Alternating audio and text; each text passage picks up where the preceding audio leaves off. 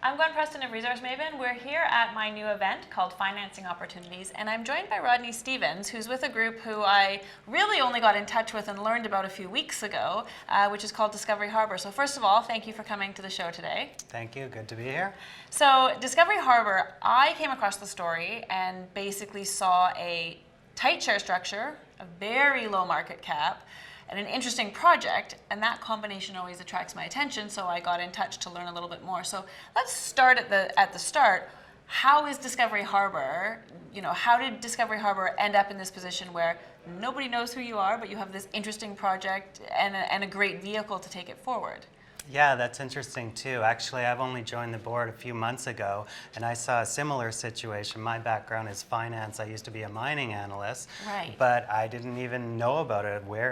So a friend of mine, Jason Cubitt, he said, we have this deal, want you to come join the board. And I looked at it, and I'm like, wow, where did this come from? How did I not know about this? So I had a probably similar epiphany that you did. Yes. So I looked everything I could into it. And basically what happened is back in the bull market, the company had been drilling near surface drill holes, and they were looking for a low grade bulk tonnage deposit. Sure. And they did, classic thing where, they were handed a lot of money. They didn't take it all, so they weren't able to drill deep on it, and they weren't looking for a deep deposit.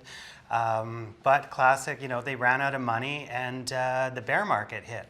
So in the bear market, what are you going to do?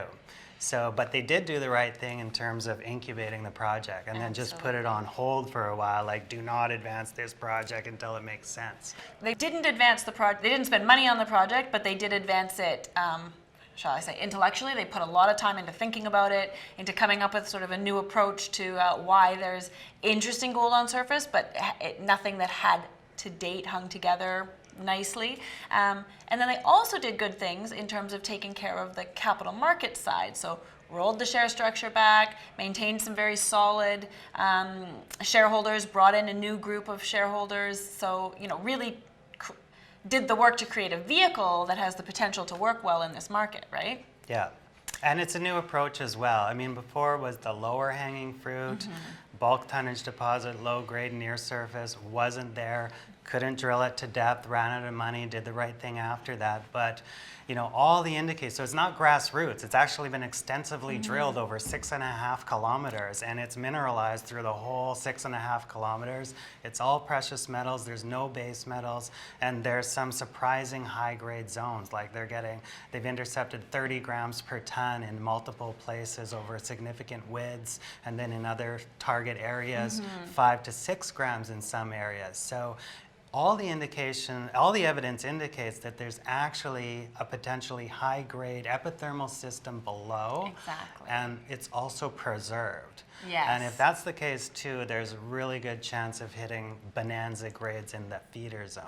And then we could get deep into geology here. We won't, perhaps, for the sake of for the medium that we're on. But there is lots of indication. The intellectual work that I described looked at clay alteration and the way that silica is preserved, and indications of whether you're far away or close to the middle of a zone, and structure and gold grades. And it really does suggest that the boiling zone, which is where you can get these bonanza grades in this kind of system, is probably just there, just below. So now Discovery is raising some money to get out there and sort of remind the market that you exist, tell everybody about this exciting target, and get the permits lined up so that in the not too distant future you can go and test this idea. Yeah, we got to do this surface work and spare no expense at getting a good drilling targets for the deep drilling program. We want to attack where we think the bonanza grades are first. So we've got to do that. It'll take 4 to 6 months, but we will report, our surface work and surface results and where we're going to target and our,